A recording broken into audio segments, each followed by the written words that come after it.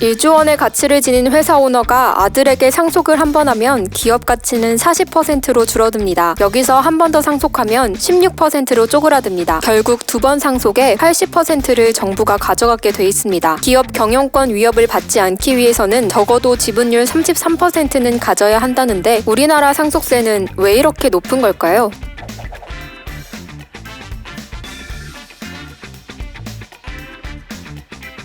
최근 국민청원에 삼성 상속세 폐지하라는 청원이 올라왔습니다. 최고 세율 50%에 최대 주주, 특수관계인 할증 30%가 붙어 최대 65%를 내야 하는 삼성. 기업이 일군 재산을 국가가 가져간다. 상속 몇 번 하면 결국 외국 기업 되겠다는 원성이 이어졌습니다. 왜 이런 걸까요?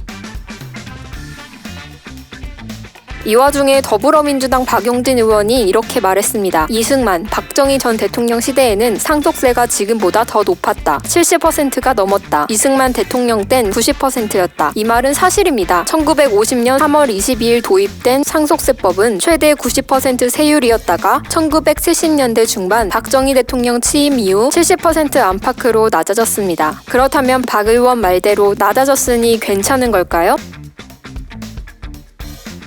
상속세율을 높게 책정한 이유에 대한 전문가들의 의견도 다양합니다. 첫째, 당시엔 해방 후 일제강점기 때 축제한 사람들의 자손이 과세 대상자였기 때문에 고세율을 적용했을 것이다. 둘째, 과거엔 전산 시스템 미비로 소득세 제대로 거치지 않았다. 그래서 제대로 걷지 못한 소득세를 상속세로 걷어들이는 성격이 있었다는 겁니다. 하지만 소득 파악률이 100% 가깝게 높아진 지금 상황에서는 이런 논리가 통용되지 않는다는 지적이 있습니다. 오히려 이미 생전에 소득세로 과세한 재산에 또다시 상속세로 과세하는 이중과세 문제가 지적되고 있습니다.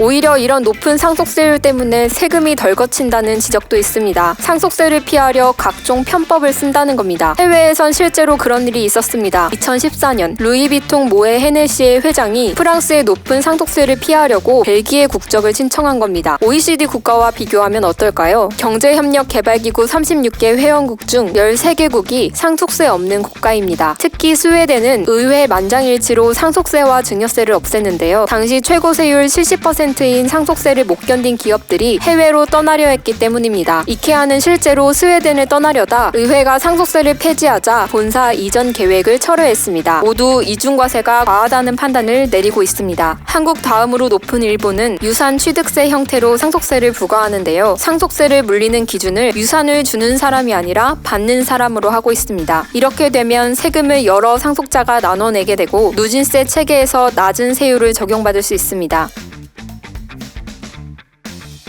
정부는 1950년대 이후 계속 상속세율을 인하하다 2000년에 45%에서 50%로 최고 세율을 올렸습니다. IMF 이후 양극화로 부자에 대한 반감이 심해졌기 때문입니다. 상속세 대상도 과세표준 50억 원 초과에서 30억 원 초과로 강화했습니다. 2016년엔 자진신고 공제를 10%에서 3%만 깎아주는 걸로 바꿨습니다. 회사 경영권을 물려지지 않을 생각입니다. 이런 상속세 논란이 국민청원에까지 올라간 것은 삼성이라는 기업의 특수성 때문입니다. 삼성그룹은 대한민국 전체 GDP의 16.4%를 차지하며 10만 6천 명을 고용하는 그야말로 경제 대들보인 점을 부정할 수 없습니다. 세계가 미국 대선과 미중의 자국 우선주의 경제 정책으로 혼란에 빠진 이때 대한민국의 글로벌 기업이 흔들리는 것을 우려하는 시선이 나오는 이유입니다.